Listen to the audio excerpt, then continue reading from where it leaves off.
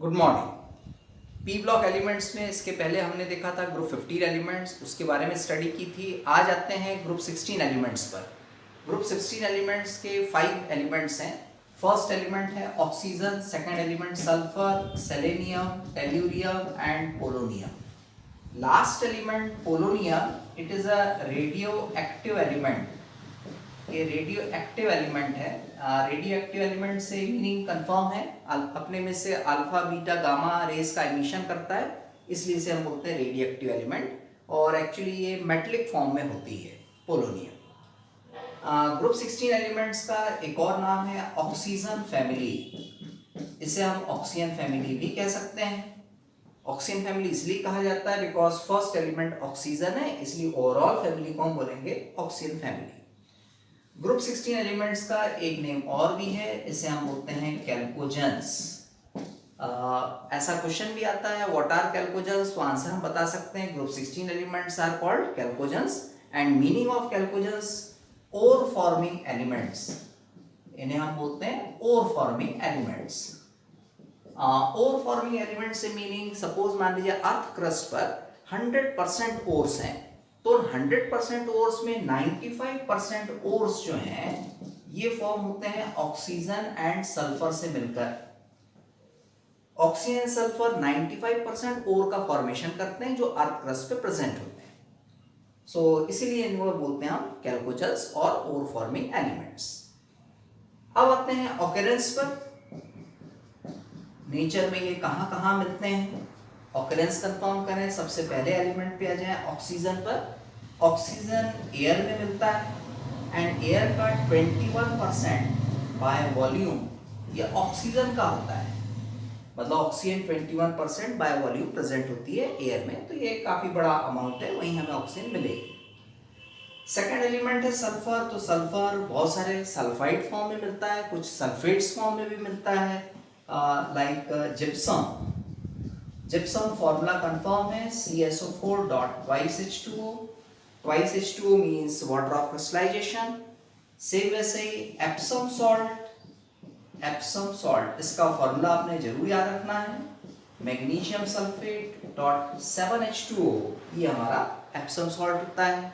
बेरिएट, ये भी एक कंपाउंड है, सल्फेट फॉर्म में होता है, formula BSO4।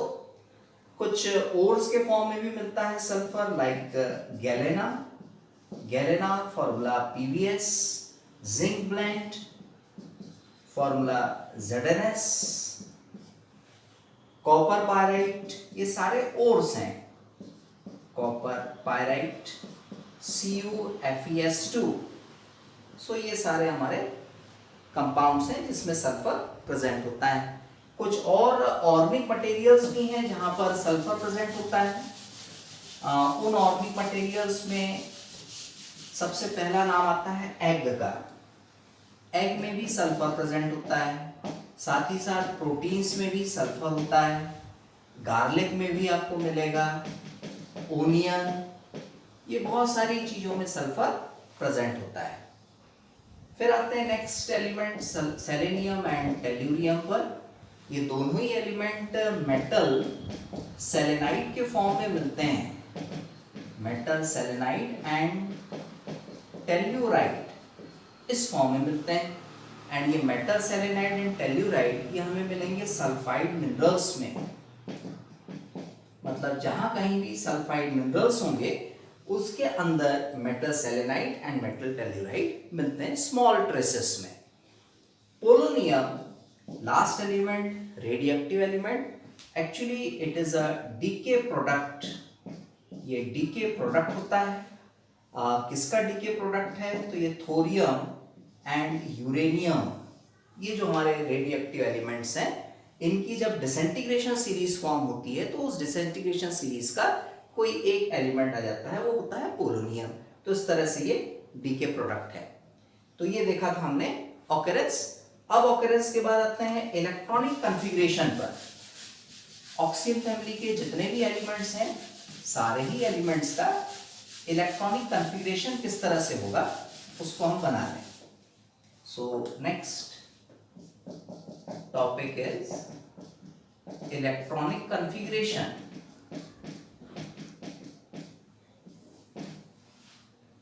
Oxygen, atomic number 8 sulphur, selenium, tellurium, polonium. Best इनके एटॉमिक नंबर कैसे याद रखना उसको भी हम देखते चले। ऑक्सीजन 8 है, इसमें 8 प्लस कर दें तो 16 होगा सल्फर का, 16 में 18 प्लस कर दें तो 34 होगा सेलेनियम का, 34 में फिर 18 प्लस कर दें तो 52 होगा टेल्यूरियम का, एंड फिर 32 प्रेजेंट कर दें प्लस कर दें तो 84 होगा पोलोनियम का। तो इस तरह से ये हमारे एटॉमिक नंबर। अब इनके इलेक्ट्रॉनिक कॉन्फ़िगरेशन किस तरह से होंगे, तो बेस्ट थोड़ा सा हम यहाँ पर अफबाउ प्रिंसिपल को थोड़ा बना लें, जो 11th क्लास में हमने पढ़ा था। इसके पहले ग्रुप 15 एलिमेंट्स में भी हमने लिया था। एक बार और थोड़ा इसको बना लेते हैं। 6p, 3d, 4d, 5d, 6d, then 4f, 5f। Electrons की फिलिंग पहले 1s में होगी, 2s, 2p, 3s, 3p, 4s, 3d, 4p, 5s, 4d, 5p, 6s, 4f, 5d, 6p, 7s, इस तरह से ये चलेगा। कंडेंस कॉन्फ़िगरेशन हम बनाते हैं। सबसे पहले तो ऑक्सीजन का सिंपली बना लें, 1s2, 2s2, 2p6।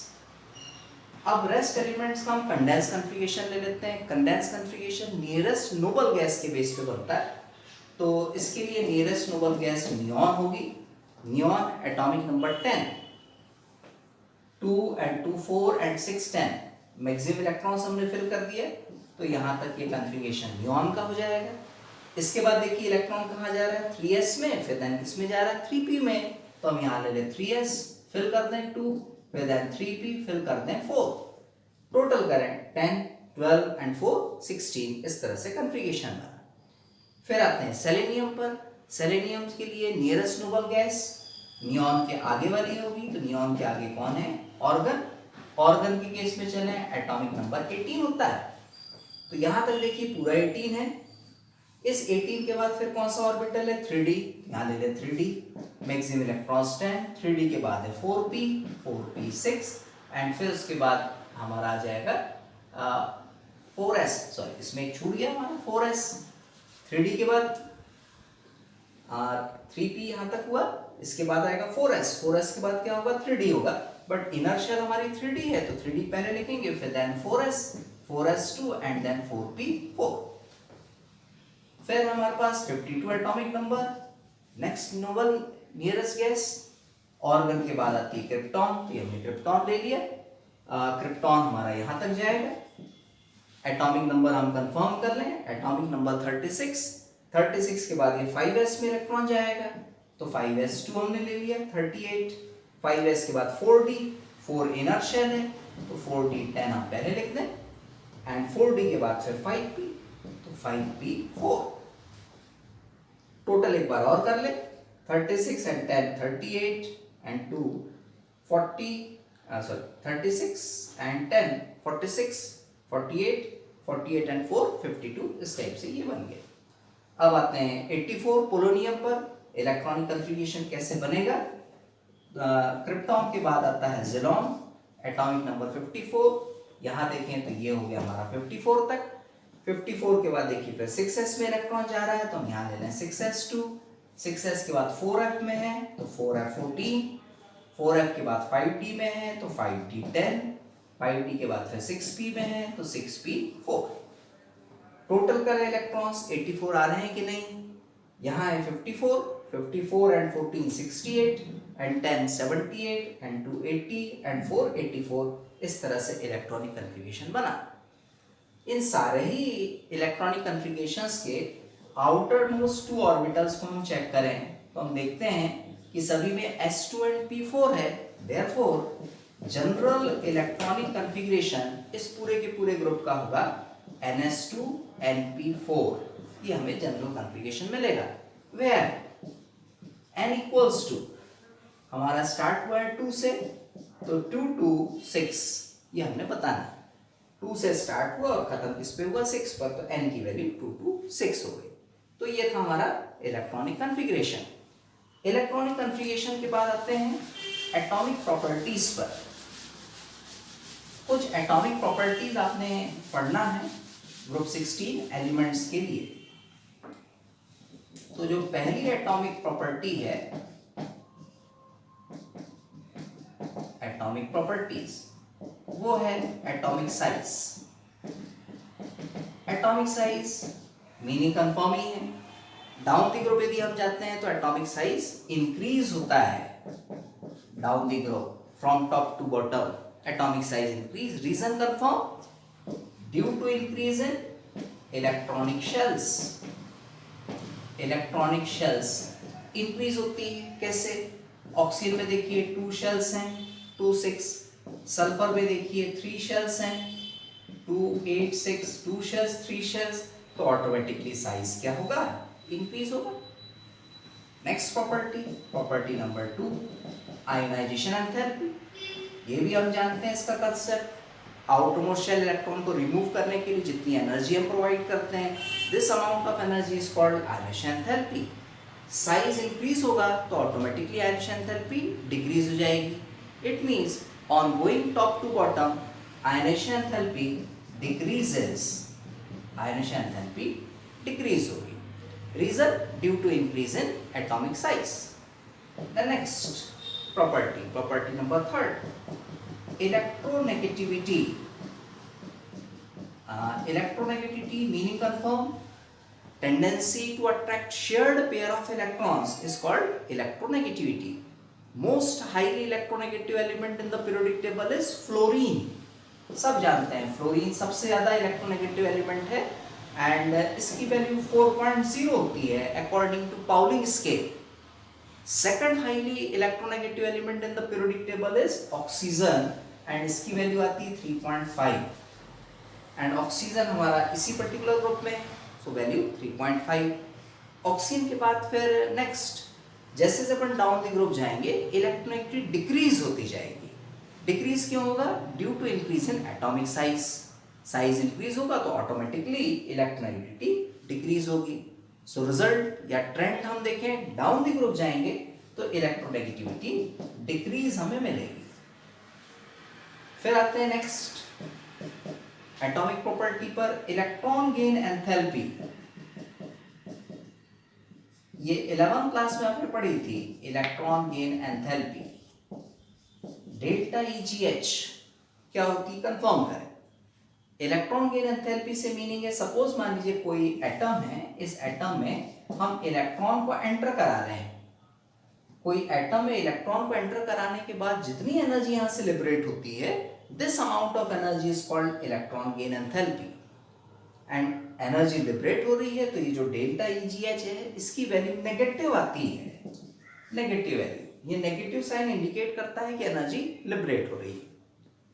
ऑक्सीजन को यदि हम छोड़ दें यहां पर, एक्सेप्ट ऑक्सीजन, रेस्ट एलिमेंट्स जो हैं इनकी जो इलेक्ट्रॉन गेन एंथैल्पी है डाउन द ग्रुप यदि हम जाएंगे तो डिक्रीज होती जाएगी।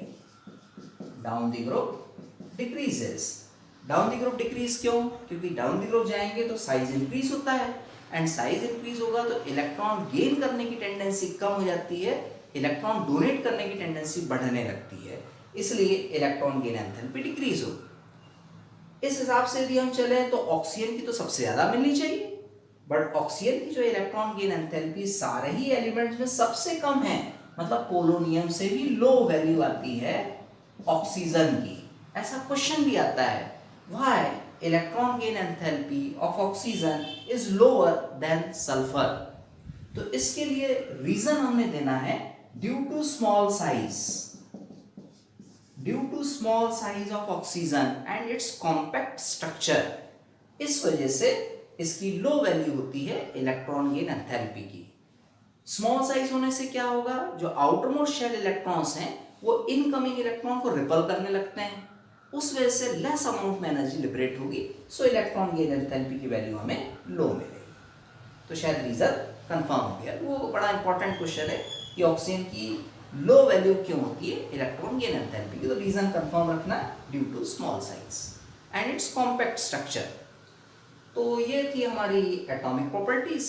अब आते हैं इसके बाद फिजिकल प्रॉपर्टीज पर। कुछ फिजिकल प्रॉपर्टीज देख लें ग्रुप 16 एलिमेंट से रिलेटेड। फिजिकल प्रॉपर्टीज नेम से क्लियर है। पहले हम देख लें फिजिकल स्टेट कि फिजिकल स्टेट क्या होगी। फिजिकल स्टेट से मीनिंग कंफर्म है, सॉलिड लिक्विड गैस। ऑक्सीजन जो होती है ये गैस होती है, and rest sulphur selenium polonium ये जितने भी हैं सारे ही सॉलिड होते हैं। यहां भी एक क्वेश्चन आता है रीजनिंग वाला, why oxygen is a gas but sulphur is a solid at room temperature. तो रीजन हमने बताना है कि ऑक्सीजन में पी पाई डबल बॉन्ड फॉर्म हो जाता है, and P pi double bond form हो जाने की वजह से इसके मॉलिक्यूल्स के बीच में weak van der Waals force ये प्रेजेंट होता है, weak van der Waals forces. And weak van der Waals forces molecules के बीच में आने की वजह से ऑक्सीजन फिजिकल स्टेट गैसियस होती है। रेस्ट एलिमेंट्स में पी पाई बॉन्ड फॉर्मेशन की टेंडेंसी नहीं होती है, इसलिए उनके बीच में स्ट्रॉन्ग फोर्सेस होते हैं, एंड स्ट्रॉन्ग फोर्सेस होने की वजह से रेस्ट एलिमेंट्स सॉलिड हमें मिलेंगे। तो ये फर्स्ट पॉइंट था हमारा फिजिकल स्टेट का। Second point metallic and non metallic nature, कि मेटेलिक नेचर क्या होगा और नॉन मेटेलिक नेचर क्या होगा। First two element oxygen and sulphur purely non metal, ये नॉन मेटल है। Next two element selenium and tellurium metalloid होती हैं, and last element polonium it is a radioactive metal, ये रेडियोएक्टिव मेटल है। Oxygen sulphur non metal, metalloid selenium tellurium and polonium is a metal. फिर the next number third physical property पे हम चलें, atomicity. Atomicity शायद meaning confirm है। Atomicity means number of atoms present in one molecule is called atomicity.